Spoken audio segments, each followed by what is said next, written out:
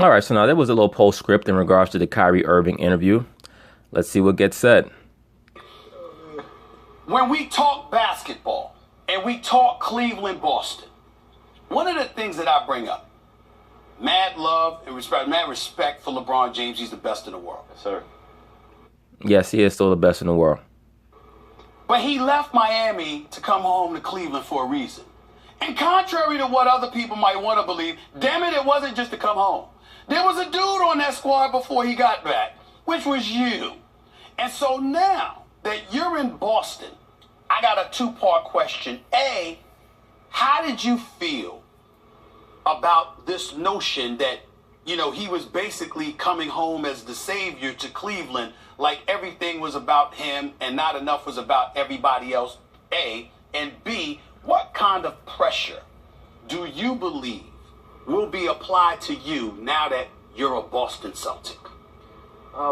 Didn't you already ask that question, Stephen A?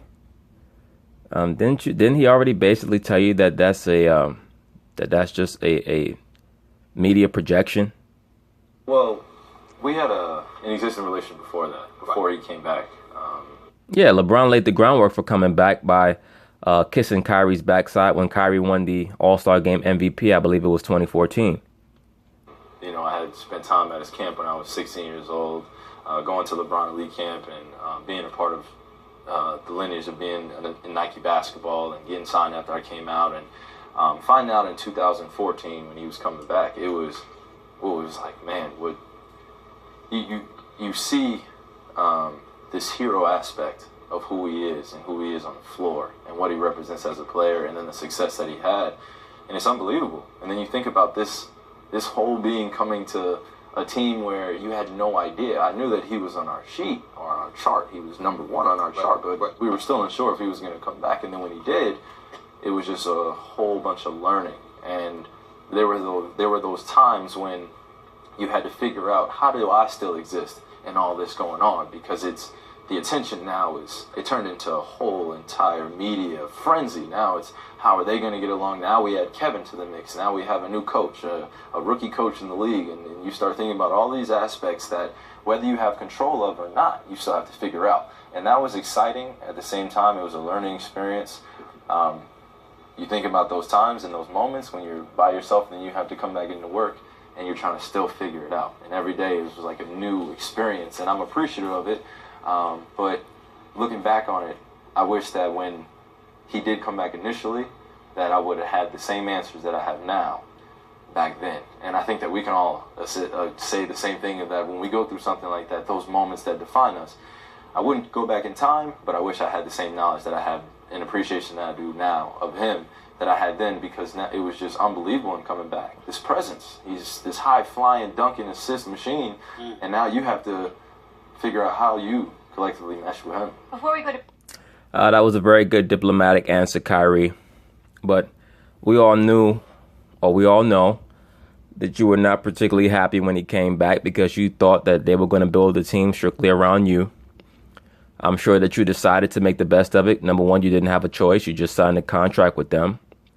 Number two, you figured, you know what, let me make the best of it. I'll pick his brain.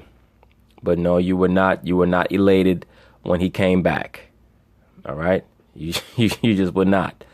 LeBron, as you say, he basically takes all of the energy from everybody else and it gets sucked into him. It just does. And by your own admission, your role was marginalized when he came there to the point where you basically were relegated to a weapon as opposed to you being able to utilize all of your skills. So it's good. You know, you were able to have a 3-year apprenticeship. You've seen it all, done it all. Now you can apply all of that experience to the Celtics. Go to break. What's the biggest thing you learned from him? The biggest thing, how to be the ultimate and consummate professional on the floor.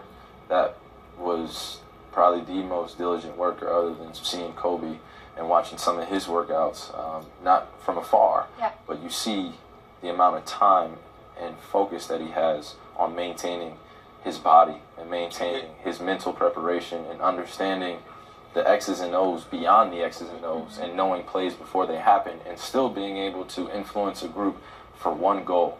And that's one of the hardest things to do as a leader, when you have different attitudes and different personalities coming in at once, and then trades happening and things that you want to run as a franchise, and you have a GM and you have a head coach that you have to ultimately build a relationship with, and it's all new. So coming back, he was that guy. Yep. He still is. We'll Say what you. I don't know how, just watching how Kyrie projects himself and how he speaks. I don't know how he fell in with that crazy looking broad, Kalani, whatever the fuck her name is. Oh man.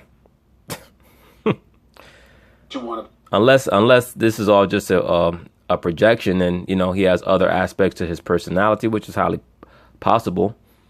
A lot of times, especially for so-called black men with an intellect like this, it's very difficult to meet, come across a female that you can vibe with, because most of these females try to compete with you mentally as opposed to compliment you. All right, so I mean, hey, it is what it is. You want about LeBron? The man doesn't cheat the game. Oh, never. He comes ready. Yep. He comes ready. You got to appreciate that, man. I appreciate that. We'll take. I want to ask you this question real quick, Kyrie, on this level, before we get back to you with basketball. One of the things that people lament about Roger Goodell is that he's the commissioner. He gets paid so much money, but you also think about the fact that he gets to be judge, jury, and executioner, per se, with NFL discipline in terms of the players and beyond. And obviously, he's also the appellate court, because if you wanted to appeal, you still got to go through him. How would you feel if Adam Silver, the NBA commissioner, had that kind of power? As a player, just as an NBA player, how do y'all feel when y'all hear about a commissioner having that level of power? Well, look, man, all that Roger Goodell stuff, that's just another media narrative. How the hell could you complain about something that was collectively bargained? Problem with a lot of these NFL players is that they're a bunch of meatheads. No disrespect. They're trying to compensate for their meathead ways and characteristics and reputation. They're trying to compensate for all that by overdoing it with the social activism. Now all these guys want to be John Carlos and Tommy Strong now. All of a sudden. Or Tommy Smith, pardon me. I'm thinking of the show Martin. John Carlos and Tommy Smith.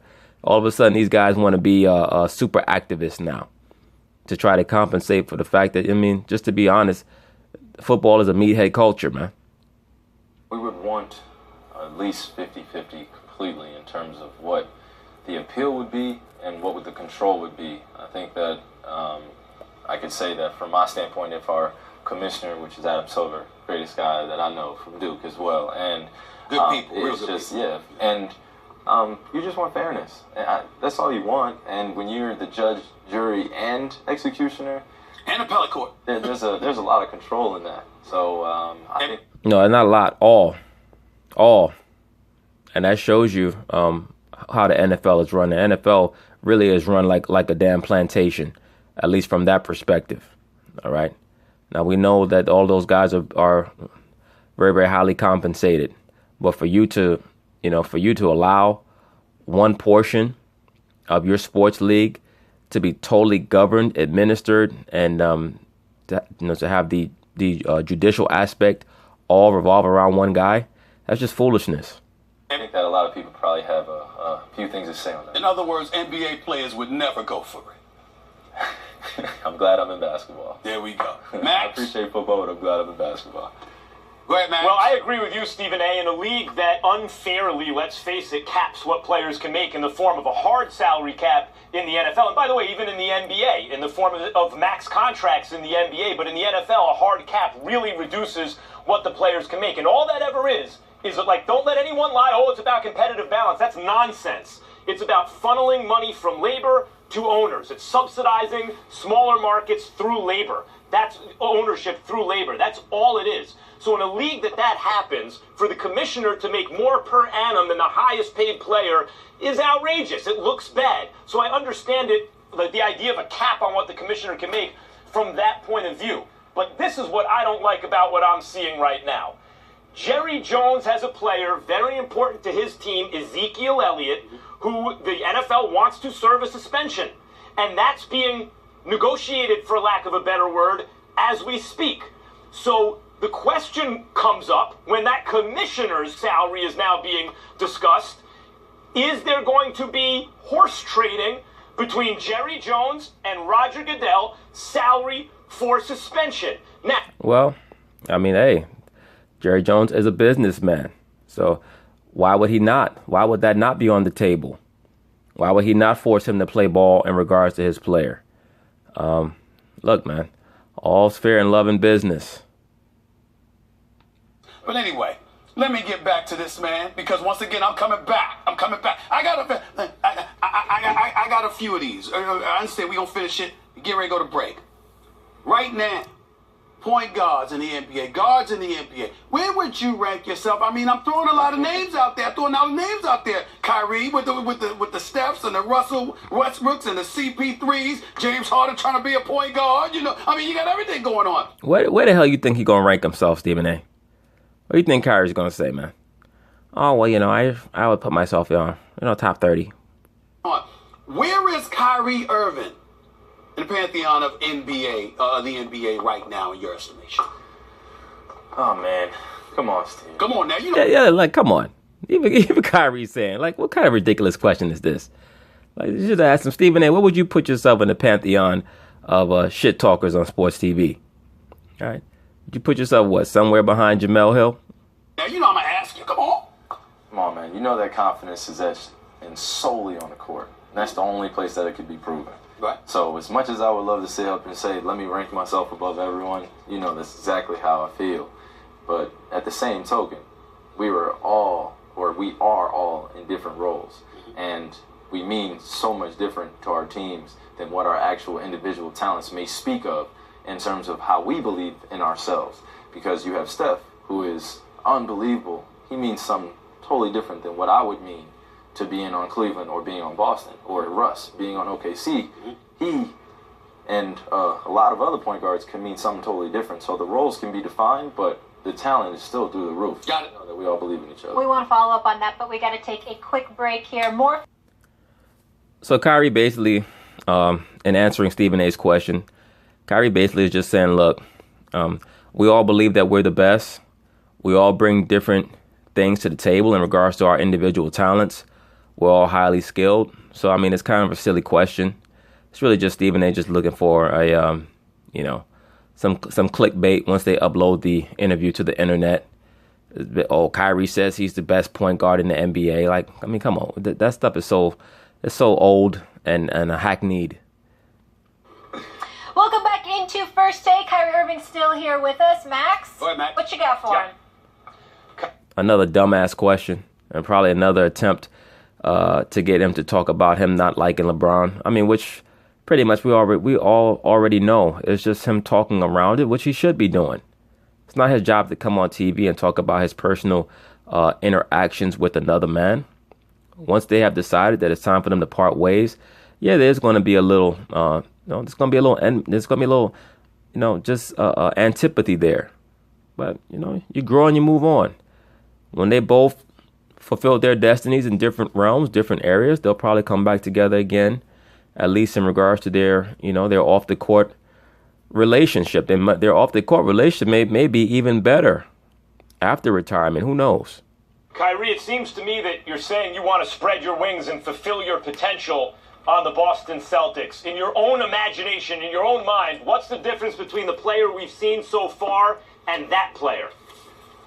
Actually playing the point guard, which is very... Another shot at LeBron. Not so much a shot, but another admission that he's leaving that team because his role has been marginalized due to playing with LeBron. Very, very much exciting. Getting that thing on a break and allowing Gordon to have a spacer out as well, and allowing Al Horford to make plays as a big, and having an offense that's not necessarily dictated just on me isolating. So that's what I've been saying for the last, I don't know how long. Kyrie is tired of playing in an offense where it's just him and LeBron. I told you, he's been taking shots at Ty Lue. I won't say shots, but he's just been making his statements, giving his assertions, his perceptions about the Tyronn Lue the offense, for basically the entire interview. All right. This narrative, once again, that the media has tried to push, that Kyrie doesn't care about winning because he's leaving LeBron. First off, LeBron is not the greatest winner in NBA history. He's 3-5 in the finals, as we all know. And 2 of those finals, let's be for real. It took some magical moments for him to win 2 out of those 3 finals that he's won. He easily could be 1-7. Okay? He's much closer to being 1-7 than 8-0. That's basically that. I don't even know if LeBron has ever even lost a 7-game finals. I believe in most of his finals that he's lost, he's lost rather decisively. To the Spurs twice, to the Mavericks they lost, and to Golden State twice. And none of those were in 7. It's whatever, man. It is what it is. So I'm excited about that. Kevin Durant catching LeBron James, best player in the world. Hesitation there. That hesitation, that wasn't good for LeBron. At this point? Yes. I need an answer. Give it to me. You reward guys for winning, and he went to Golden State and won. He's a champion. He's a champion. Right. He's a solidified champion now. So he's able to be in those talks. You respect. You see what Kyrie did there? Kyrie's very meditative with his answers. He says a lot. He says a lot in his answers. All right. He said he's a winner. In other words, he beat LeBron, so he should be worthy of that consideration. He said he went to Golden State and won, so he snuck that in there. He said, he's a winner, but he had to win by going to Golden State, so he should be in those talks. Kyrie is he's a trip. Respect your teammate, your former teammate now, LeBron James. Yes, but sir. you love Kobe. Yes, sir. A lot of people look at Kobe and LeBron. Which one should we go with as we look at history? You're a basketball savant. Man, they're both up there. But in terms of who my favorite player is, my dad first, Kobe second. So you know how I feel about that. All right. Monday Night Football tonight. We will discuss that tomorrow. We don't know. Great interview. As you can see, Max Kellerman is left out of the picture. Bitter, as we'll find out a little later. All right, so in the aftermath of the Kyrie Irving interview, it made quite a stir throughout the sports world. Let's see how they covered the aftermath on First Take with Stephen A. Smith and Max Kellerman. Did you no longer want to play with LeBron James? It's not really about wanting or not wanting to. It really just became how everyone turned this into a madness because it was myself and LeBron. It didn't have anything to do with not wanting to play with the best player on the planet. It didn't have anything to do with not wanting to be the second fiddle, not wanting to be sunned. And as you like to say, Max, being a second-class citizen, I have no idea what that is, or a second banana. I don't have any idea what that is. Did you speak to LeBron James or talk to LeBron James before you and your representatives met with ownership and let them know that you wanted out? Huh. Why not? Why would I have to? Reached the point in your career and life where staying with LeBron James would hold you back in terms of fulfilling your complete potential as a player, or that there's some personal problem with LeBron James. Am I wrong in that assessment? I just think that you just care entirely too much. In terms of, there is no personal issue. There is no, let me figure out what's going on. Let's dive in and maybe we're missing something here. I made the decision as a man. And as a man over there, Max Kellerman, just respect it and leave it alone. In other words, I done answered your same lame-ass questions, man. Now go pop another pill. Allegedly. All right, so that was yesterday. Kyrie Irving was here in Bristol with us. Things got a little heated at times, and it was trending all day, his appearance. Will Kane also now with us. Good to see you. What's up, man? I want to start with you. So obviously you watched this as an innocent bystander, Right. And everything that went down. What was your reaction to his appearance? Well, first of all, awesome get. Nice job. It was amazing television. And I respect the fact that Kyrie opened himself up to this forum, opened himself up to these questions from both of you guys and Molly as well. You know, I don't consider my job in any sense, in fact, I don't want to slam anyone. It's just not what I want to do, but it's not my job also to hope these guys like me, that I try to encourage friendship on these programs. Hope not. Well, I've failed if that's the case with you, right?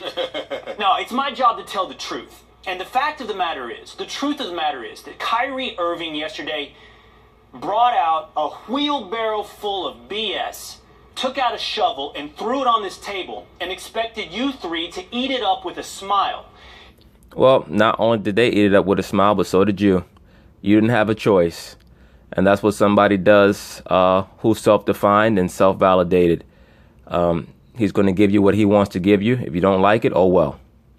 He condescendingly looked at all of you, especially you, Max, and suggested somehow he's above questioning. The last clip he played said, just respect his decision.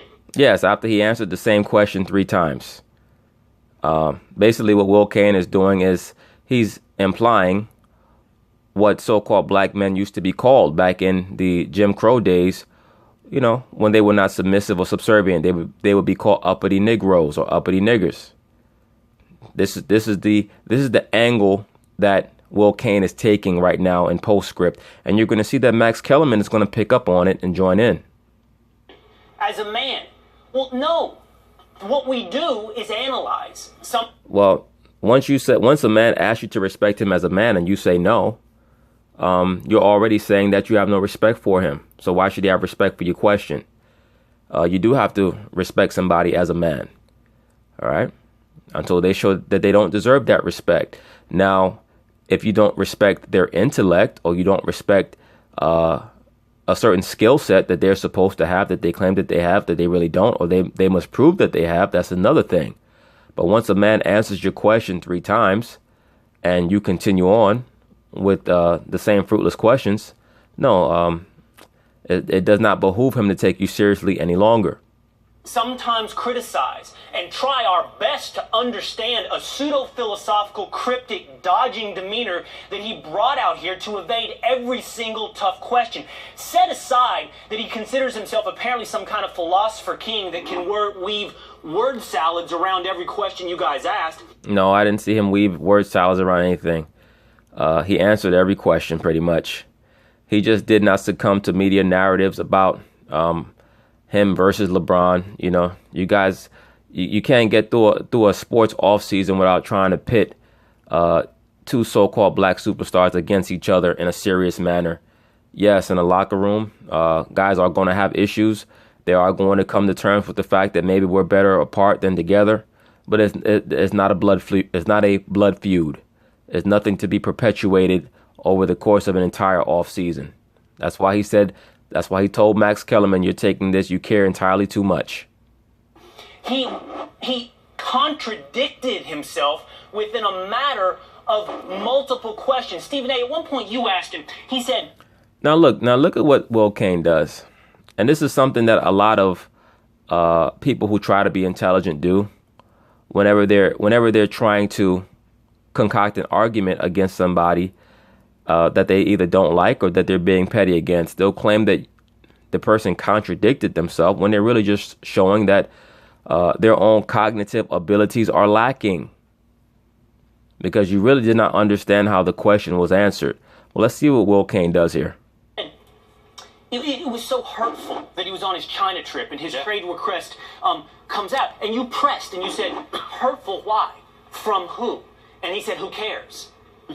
Are you kidding me? Yeah. You care, you're hurt. Yeah, you care. No, he cared. All right? He said, who cares, because he moved past it. That was the point. All right? So all 3 of you guys are idiots and you didn't get it. All right? He said it was so hurtful at the moment. All right? When you're a grown man, yes, you get hurt because you're a human being. You don't dwell in it. You put it aside and you move forward. That's what you must do in order to keep living. Why come on a TV show and rehash old shit for? You're a grown man.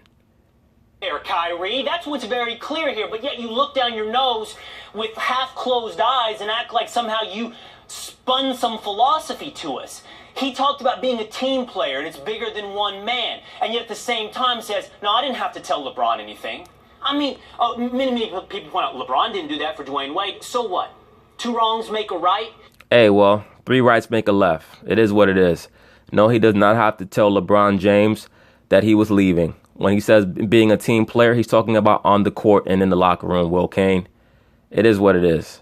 All right? Let's not try to extrapolate too much to further an argument that has already been invalidated.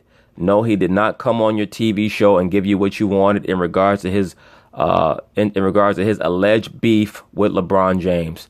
No, he did not give in to Stephen A. Smith trying to fish for a confrontational response to Stephen A. asking him about how affected he was that LeBron supposedly said that he would lay hands on him.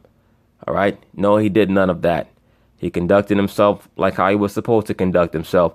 He went in, he went in amongst the hyenas and showed that he's a lion. Lions have no fear of hyenas. All you guys do is pick at scraps. Consistently, Kyrie contradicted himself, and the truth of the matter is this: there was more insight and there was more honesty, Max, in his anger towards you than anything else in that entire interview. I don't particularly think that he was angry at Max. I think that he was frustrated at Max's simplicity. That's what that showed me. I don't believe that he was angry at all. I think that he was resentful in the way that Max has depicted him on television in a very two-dimensional way in Kyrie's view. In Kyrie's view, I myself believe that there's a certain amount of validity to Max's assertions in regards to how Kyrie has played on the court. But when you understand the game of basketball, like Kyrie has stated from a macrocosmic perspective, he has been relegated to being the weapon that Max and also myself see him as in Cleveland. So now he has the chance to disprove everyone and show that he has multiple facets to his game. The fact that he's so mad at you, Max, I think reveals everything that's motivating Kyrie. He clearly has heard your criticism of him. By the way, he knows what second banana means. Another condescending, absurd... I don't know, Will. Do you think he does? He thinks the world is flat. You see, now all of a sudden Max wants to start talking reckless because Kyrie's not on the show.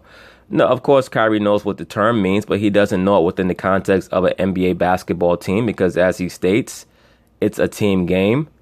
And he doesn't view the game as being, top player, second best player, third best player, like how a lot of the basketball analysts on ESPN try to depict it as.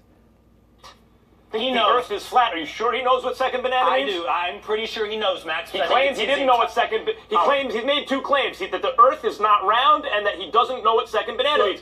Yeah, but he didn't make those claims on your show. All right, he kept it about basketball.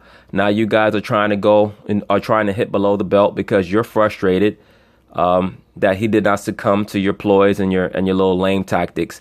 And look at how quickly the so-called white conservative and the so-called white liberal come together when a so-called black man does not kowtow. This is why I always tell you, brothers, man, the so-called white liberal is not your friend, man. But as many brothers know who've done research, that's not anything new. Many people have made those assertions about the Caucasian liberal in the past. And it's just something that has to constantly be reminded to the so-called black man so that he does not succumb to that paradigm. He doesn't fall into that liberal vortex. They're not your friend. Okay? Conservative, liberal is two wings on the same bird. Or two horns on the same devil. I'm just stating facts. You're right, and I'm not here to slam Kyrie, so I'm going to leave the earth is flat thing. I'm just calling the truth the way it is. He knows what second banana is, Max, and that's his motivation for leaving LeBron. The truth of the matter is, he's heard people like you call him a second banana. He's heard people like you call him an ISO player, one-dimensional, and he's tired of it. And maybe that's legit. You see, this is why Kyrie said respected as a man, because you did not really care about what his answer was going to be unless it matched the answer that you already had in your mind. Okay? There's nothing more aggravating than trying to have a conversation with somebody who really only wants to have a conversation with themselves. All right? If that's the case, no problem. Just don't ask me any questions.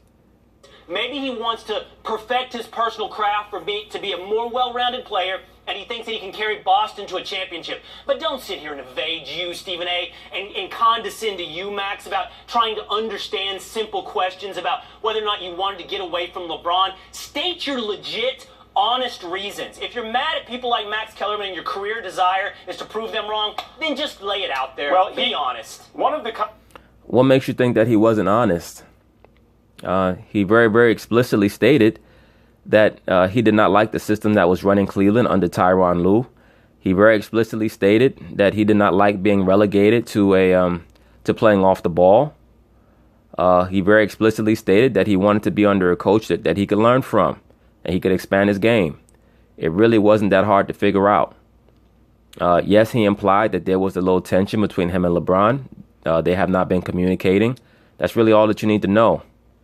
If your homeboy calls you and tells you that he's no longer with his woman, you don't really need to know the details. If your homeboy decides to divulge those details, it is what it is. Maybe he needs a little support. Maybe he just needs somebody to listen. But you shouldn't be there.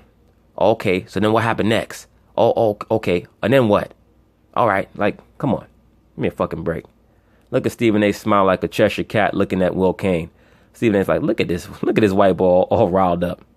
The condescending things he said, I felt, was if you're a basketball enthusiast, you know there are deeper things than this. He wants to be a point guard, the way your talents are used, etc. And I was at first defending him because I was a huge Kyrie fan, thought he was underrated. No, what he said wasn't condescending. He was trying to explain to you because you kept asking the same question over and over again. It's like, I got into like this little conversation with a couple of dudes on one of these videos, and they got upset with me because I called them slow. If I explain the same thing to you 2 or 3 times, and you keep trying to go back and forth with me in an argumentative tone or in an attempt really to, to just keep my attention, I have to call you slow and I got to call you a hoe. Like, I mean, that's the only conclusion that I could come to. You can get upset about that if you want to. That's okay. But I have to call a spade a spade. Max Kellerman showed that he was slow when it comes to basketball. Now, that's an offense to him because he considers himself the smartest guy in every conversation that he's in. And that's just not the case. That's why Kyrie said very plainly, there's a simpler way that you can ask these questions. Max Kellerman is in love with the sound of his own voice when he's asking these questions, man. Watching him closely in the playoffs, I started to come around a little bit, think maybe I had slightly overrated him. Because I thought he was the equivalent of Westbrook or Harden or any one of those guys. You and I had debates where you defended him, and I said I'd take Isaiah Thomas over Kyrie. Right. You were his defender. Right. Look at how eager Will Kane is to jump on Max Kellerman's side because he was offended at the poise that Kyrie showed. And yes, Kyrie is superior to James Harden and Russell Westbrook in certain ways, particularly in the clutch. It's not even close. Who's better in the clutch? I mean, that's not even in the remotest conversation. Right, because LeBron James assesses a crew of guys and figures out how to optimize their chances to win, and he felt probably correctly, I would assume correctly, that Kyrie would best serve the team a lot off ball a lot. I mean, look, if LeBron James is the one who felt that Kyrie would serve the team best off the ball, then what the hell was the coach really doing? All right? As I've stated, these guys, they worship LeBron James as a god. All right? I mean, it's eerie, really. LeBron James is a player. Yes, they must play the LeBron James system whenever he comes in. The coach confers with LeBron. But I don't think that LeBron James was the deciding factor in what Kyrie was going to do in regards to his role. I think it was more of a natural thing. And with LeBron on ball, and Kyrie went along with it. Good for him. And Kyrie, I thought, pointed that out.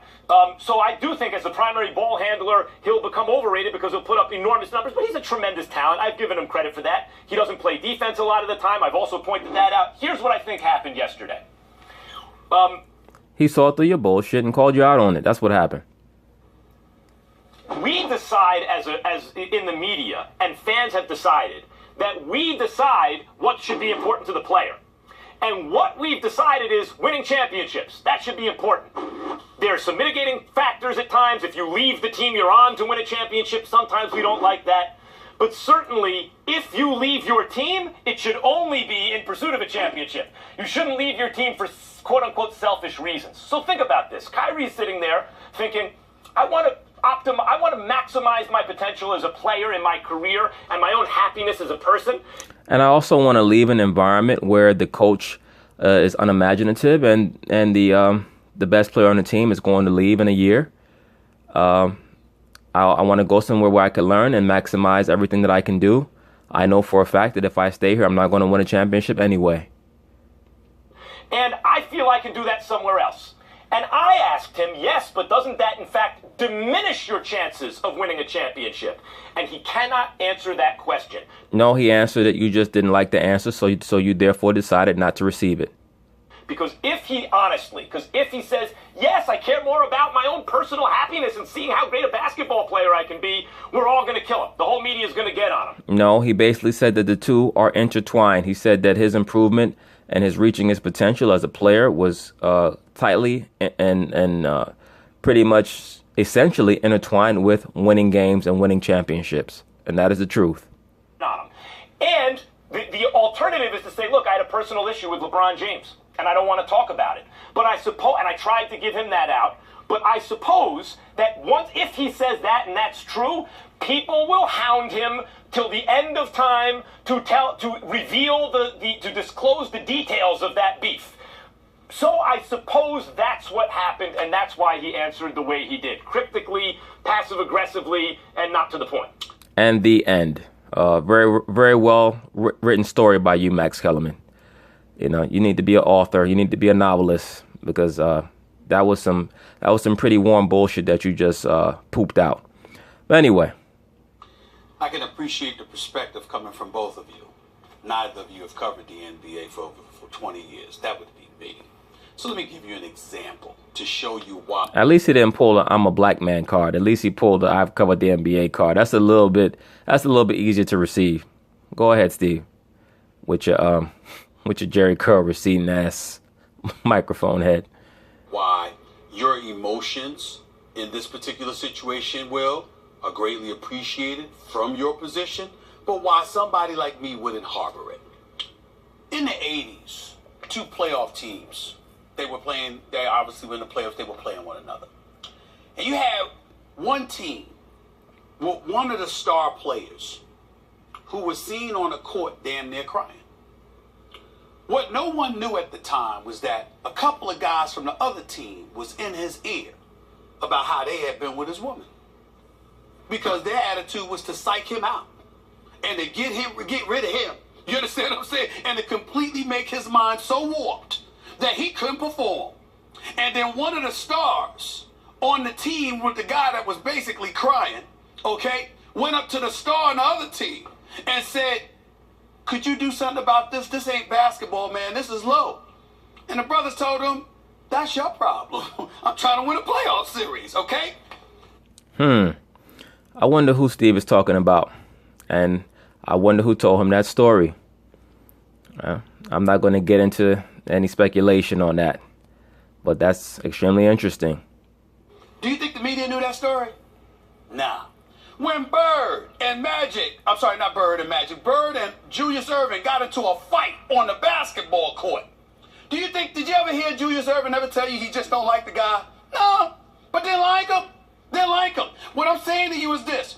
Those are just a couple of incidences. There are many instances involving players where they are vague.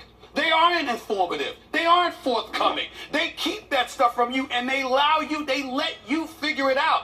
And their nonverbals are the things that you read between it. Exactly.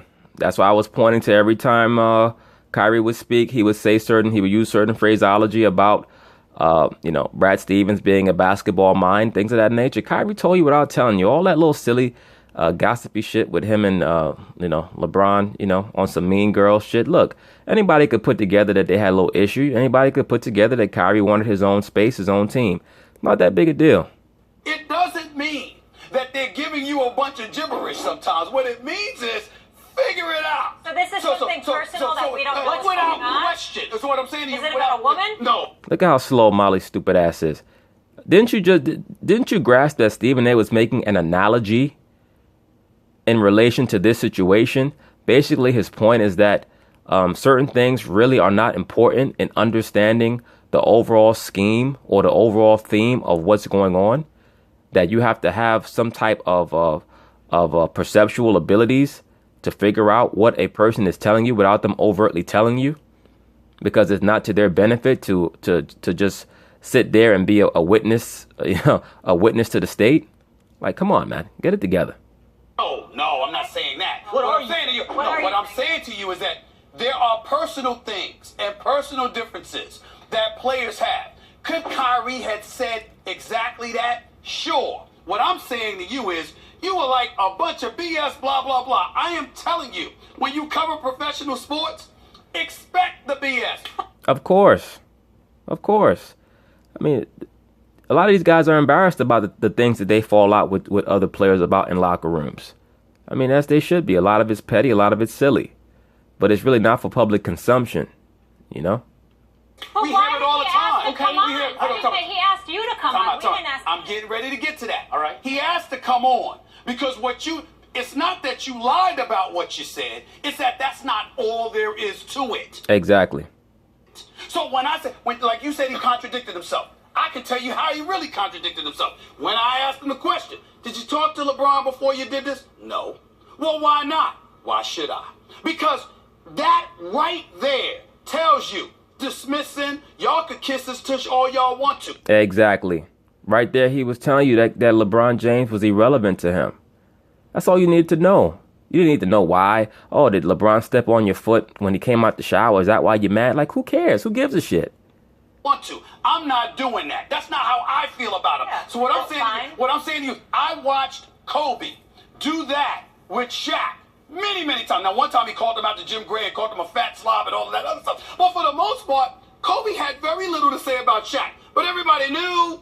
I'm just saying to you that it goes down like that Hold on. sometimes. You know, it goes down like that sometimes. You That's all know, I'm I saying. respect how long you've been doing this and how you're able to read between the lines. As long as we're running down. And I wish I didn't have to. Hold on. In fairness to you, I wish I didn't have to. But it comes with a lot of these professional athletes. It really As does. long as we're running down Kyrie's contradictions yesterday, let's add Sure. another to the pile. You Sure. asked him, did you confer with Kobe? Yeah. And he says, I think it's unfair to bring a retired player into this. That's I right. think it's unfair to Absolutely. overstate Kobe's influence. You know why that's BS? Because about 2 sentences later, he says, of course I talked to Kobe. That's right. So who brought Kobe into this? Stephen A. Smith with his question or Kyrie with his asking for advice? How? Give me a fucking break. So he's supposed to not ask a certain player for advice in fear that he's going to be asked about it by a reporter? That's a contradiction. You see how hard a lot of lame brain ass people go? You know, just to my earlier point, you see how hard a lot of lame brain, slow ass people go to try to find a contradiction in what you said so that they could build a fallacious argument? So he's not supposed to have any connections in life to anybody else because he's supposed to be in fear that if he's asked about that person and he does not divulge every aspect of his conversations with that person, that he's gonna be viewed as a hypocrite or somebody who's contradicting himself. Get the fuck out of here, man. Look at Molly Karam, normal silly woman. Now she was all over Kyrie when he was there. Now she's like, Will Kane, like, I think he's right. How is it unfair that you ask the truth? Did you talk to Kobe? The answer is, I did. No, but and that's unfair. But no. But here's my point. He spent the whole, I agree with you. That's he what I'm spent trying to the say. whole We don't interview disagree. doing this, man. Contradicting, and what makes me mad is this. Right. He did it while condescending to you, while acting. I didn't. That's really why you're mad. He did not condescend to Stephen A. at all. He really didn't even condescend to Max. He just got tired of Max's stupid ass questions. I didn't find him condescending to me at all. He was. Not at all. Not even a little bit. Not even a little bit. Thank you, Steve. See, Steve is not going to allow Will Kane to make him drink the Kool-Aid like he's made Molly drink the Kool-Aid, and like he's put a little battery in Max's back to talk reckless. You know, Max was tight yesterday because Kyrie kind of made him look, Kyrie made him look real stupid. Okay, well, he was overwhelmingly condescending to Max. Yeah, it was. And let me tell you It was. this, and that's not right. You want to talk about read nonverbals? I'm reading that nonverbal. Right. Reporters are condescending to athletes all the time. Matter of fact, you guys make a business out of coming on TV and talking down to athletes and talking about their decisions and lack thereof. I mean, it is what it is. Sometimes when you tell the truth, you are going to come off as condescending. Right. I shouldn't have to, nor any audience member, nor Max Kellerman, nor you for that matter, read between the lines. If you ask to come on a program, hey, you're if you living ask in to a come on fantasy program, world then. You might come You on really, and be really honest. are. You Stephen A., really are. Why do you think he wanted to come on, though? That's what I think he... To be dishonest? I think he would... I don't... At no point was he dishonest. Molly Karam, he wanted to come on the show because he wanted to give his version of why he decided to mobilize his growth as a person. He wasn't there to rehash old shit. He basically was just there to provide his insight and his perspective on why he's decided to move forward. People just have to deal with that. All right. It's like, you work at a job for years. You decide to move on to another portion of your life, to another job. You don't have to sit there and say, oh, well, I'm leaving because, the chair here at my cubicle sucks. And, the refrigerator in the lounge is terrible. And I can't stand my boss. And this person that's sitting next to me got bad breath. All you got to say, look, it's time for me to move on. I have a better opportunity somewhere. That's it. I did not find him dishonest. I didn't find him as forthcoming as this is why he wanted to come on, Stephen A. I don't believe. Listen, I don't believe he lied. And Max is getting to that point. He came on because there's a narrative that he wants everybody to understand. In other words, I believe I'm this kind of a baller. I believe I'm going to bring this to the table. And y'all might think I should kiss LeBron James, you know what. But I don't feel that way. This is why he came on. Listen, this is why I agree with Steve on that, and nor should he. He's a grown man, as I've already stated, and I stated this early in one of the videos. The liberal sports media worships LeBron James. They worship him. They act like you can't win unless you're on his team, or like you have the best chance to win when you're on a team with him, and that is not the case. All right? I believe he came on. Because Kyrie Irving is under the false impression that he's articulate and persuasive and smart, and he comes off as none of those things on television. You see how this man is trying to levy this personal attack on Kyrie Irving? Now he's not articulate. He's not smart, right? Those are personal attacks. Borderline racist, dare I say. Why would you say that he's not articulate or smart? Because he didn't fall into your narrative. He used proper English at every turn, so you cannot say that he's not articulate. He's not smart. Why? I mean, I need some justification for that. He doesn't come across as smart. Thank you, Steve. Even Steve is incredulous. No, he doesn't. He may be smart. I don't know. The flat Earth comment was incredibly stupid. He didn't bring up flat Earth on your show. All right. Really stupid. And he also contradicted himself in the interview. Well, he didn't say that yesterday. He also. Thank you, Steve. He did. I'll give you this, Max. He thinks he's smarter than he is. How about that? Well, I the think point the way he treated everyone here. In other words, he's an uppity nigger. Here suggests I can get away with anything. Wow. So I guess he committed a crime now. Well, once again, brothers, point of me including this segment is to once again show you how the so-called conservative white will team up with the so-called liberal white when a so-called black man does not kowtow. Okay? If he is smart, and he's a fantastic basketball player, incredible in many ways. You see that? Even if he's smart, he's a fantastic basketball player. This is why I stated Max Kellerman does not look at the so-called black athlete as a human being. He looks at them just as vessels of entertainment. Okay? In other words, you're not really, I don't really respect you as a person. You're just a nigger here to entertain me.